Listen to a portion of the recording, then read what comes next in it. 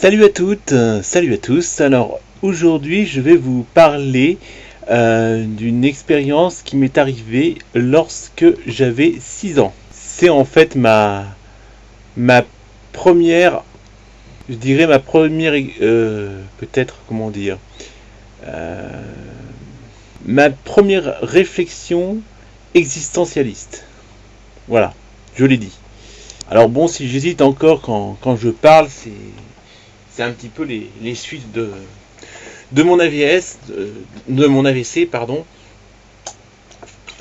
Donc excusez-moi pour si c'est pas toujours clair ce que je raconte.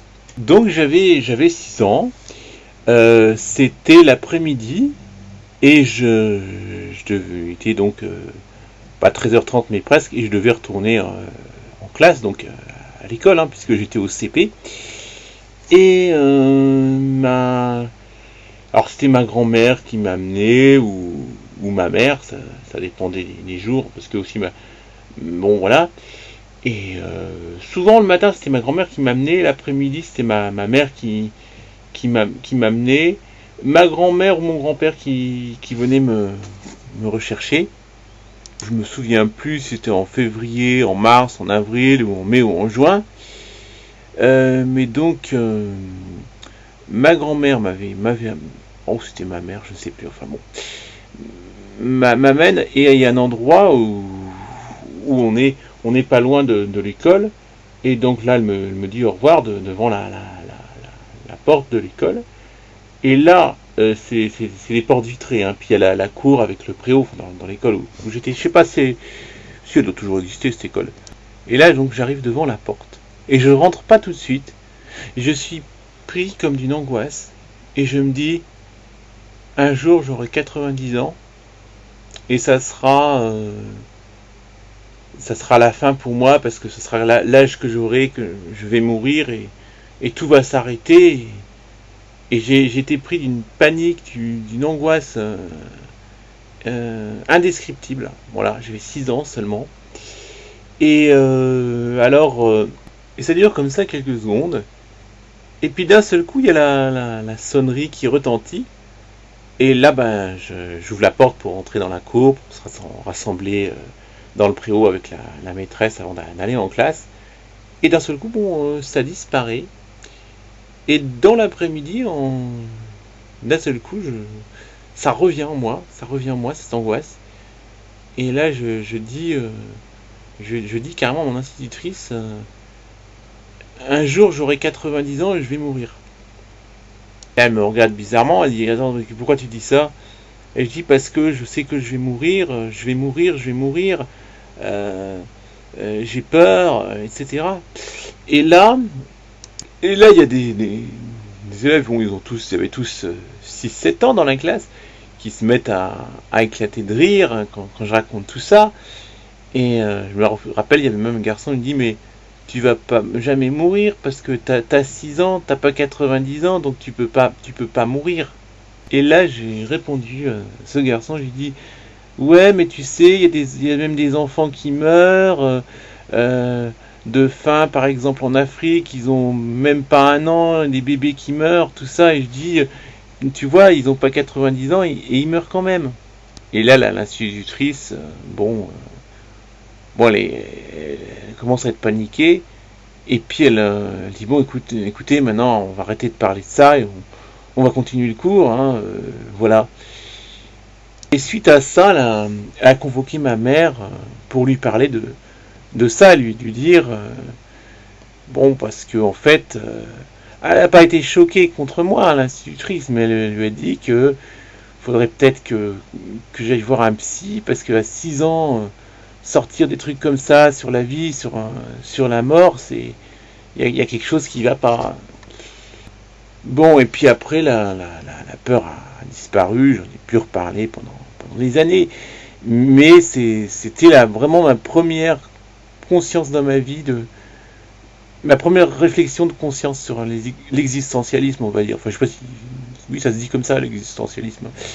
Excusez-moi encore, j'ai pas mal perdu avec mon AVC, mais je retrouve des choses, hein, bon, mais c'est pas toujours évident. Mais pris d'une angoisse, je saurais pas pourquoi vous dire pourquoi ça m'a pris, ni comment j'ai pu avoir cette réflexion, parce que j'étais très jeune, mais c'est vrai que ça avait choqué mon institutrice, pas méchamment, dans le sens, parce que c'était quand même qu'un gamin de 6 ans sorte ça en cours, hein. Et ce qu'il y a eu, c'est qu'il y a des personnes des élèves qui étaient en cours, je crois qu'ils en ont aussi parlé à leurs parents, parce que on se demandait, mais qu'est-ce que c'est, pourquoi un gamin de 6 ans parle de choses comme ça.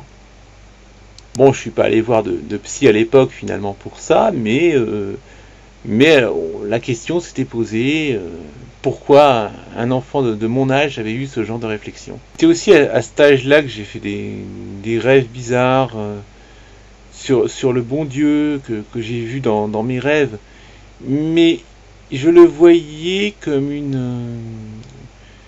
plus, il ressemble à l'image d'une gravure que ma grand-mère avait du bon Dieu.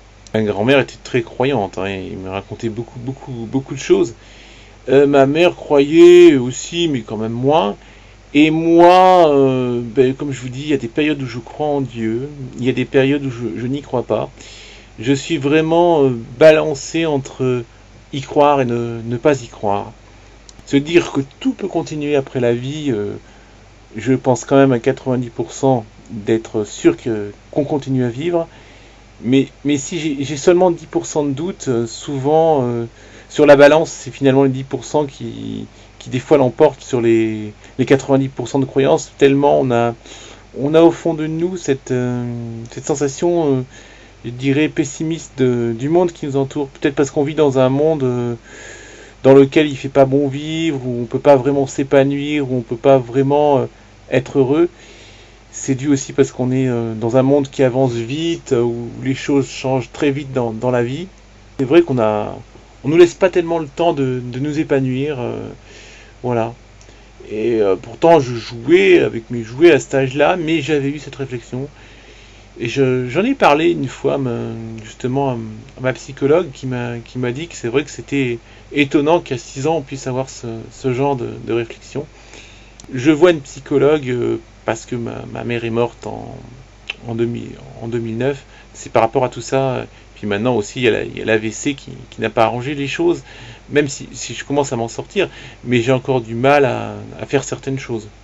J'entends pas physiquement, mais je dirais, j'ai perdu beaucoup au niveau d'internet, les réflexes, de choses que je savais faire, que je fais maintenant, mais difficilement, très très lentement. Avant, en moins d'une minute, j'envoyais un SMS. Maintenant, il me faut, je dis pas une demi-heure pour envoyer un SMS, mais il me faut beaucoup de temps. Voilà, c'était pour vous parler un petit peu de tout ça. Je vous enverrai encore d'autres messages, dans tous les styles, hein, de toute façon, voilà, c'est ma façon de vouloir communiquer avec les autres. Voilà, je vous souhaite plein de bonnes choses et je vous retrouve très très bientôt, j'espère. Salut à tous, salut à toutes, bisous.